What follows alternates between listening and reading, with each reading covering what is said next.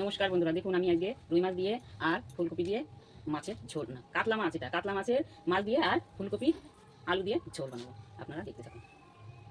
দেখুন বন্ধুরা, আমি ফুলকপিটা আগে কেটে নিচ্ছি। এই যে ফুলকপিটা বড় সাইজ আছে, তো একটা মাঝখান থেকে ভাগ করে নেব। আমি ফুলকপিটা কেটে নিয়ে ফুলকপিটা আমি এইভাবে করে ডুমো ডুমো করে কেটে নিচ্ছি। আপনারা দেখুন।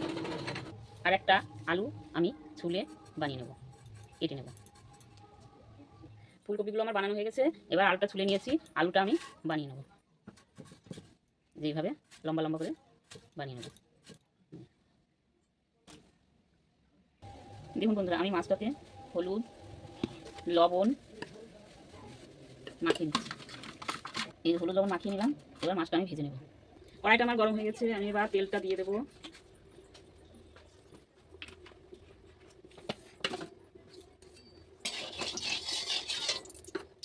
আমি একটু তেলের মধ্যে লবণ দিয়ে দেবো যাতে মাছটা লেগে না যায়। এবার মাছগুলো দিয়ে দেবো।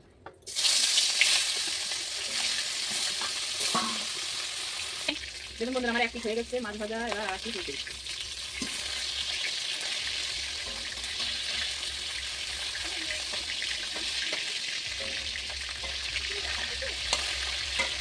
দেখুন বন্ধুরা, আমার মাছগুলো ভাজা হয়ে গেছে, আমি এবার মাছগুলো তুলে নেব।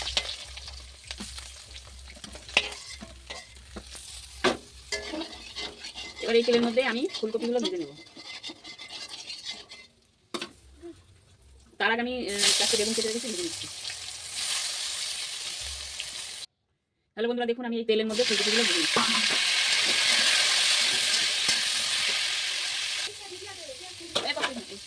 আমার এই ফুলকপিগুলো ভাজা হয়ে গেছে, আমি একটু হলুদ লবণ দিয়ে ভেজে নিয়েছি। এবার আমি তুলে নেব।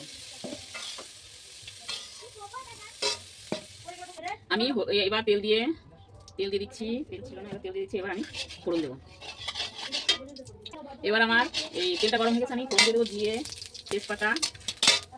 এবার আমি আলুগুলো একটু ভালো করে ভেজে নেব।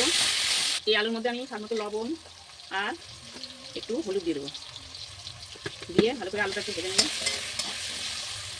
এবার আমি দিয়ে দেবো আদা বাটা, আদা বাটা আর কাঁচা লঙ্কা আর একটা টমেটো।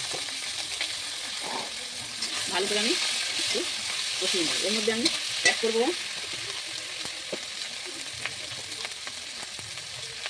হাফ চামচ লঙ্কার গুঁড়ো, 1 চামচ ধনের গুঁড়ো, 1 চামচ জিরের গুঁড়ো। এবার ভালো করে আমি মশলাটা এই আলুর সঙ্গে কষিয়ে নেব। এই মশলার আলু থেকে আমার তেল ছেড়ে গেছে, এবার আমি এই ফুলকপিগুলো দিয়ে দেবো, ভেজে রাখা ফুলকপিগুলো দিয়ে দেবো। ভালো করে একটু নেড়ে চেড়ে কষিয়ে নেব।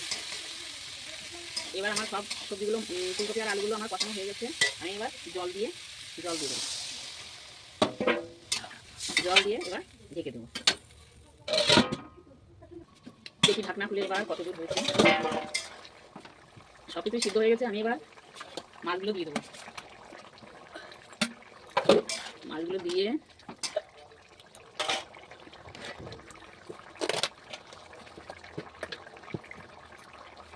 একটু গরম মশলা অ্যাড করবো, করে ভালো করে একটু নাড়িয়ে ঢেকে দেবো।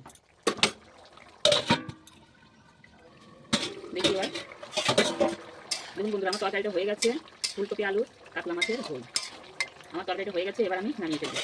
আপনারা দেখুন।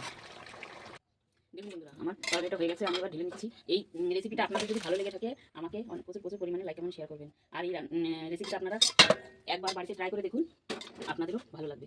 দেখুন বন্ধুরা, আমার তরকারিটা দেখুন। দেখ তো মিষ্টু, কেমন হয়েছে তরকারিটা? ঝোলটা একটা ফুলকপি দিলাম, খেয়ে দেখ কেমন হয়েছে। দেখা যায় না।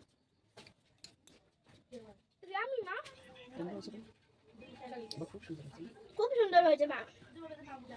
নমস্কার বন্ধুরা, আমার এই রেসিপিটা যদি আপনাদের ভালো লেগে থাকে আমাকে প্রচুর পরিমাণে লাইক এবং শেয়ার করবেন। আপনারা এই রেসিপিটা বাড়িতে একবার ট্রাই করে দেখুন, খেতে খুব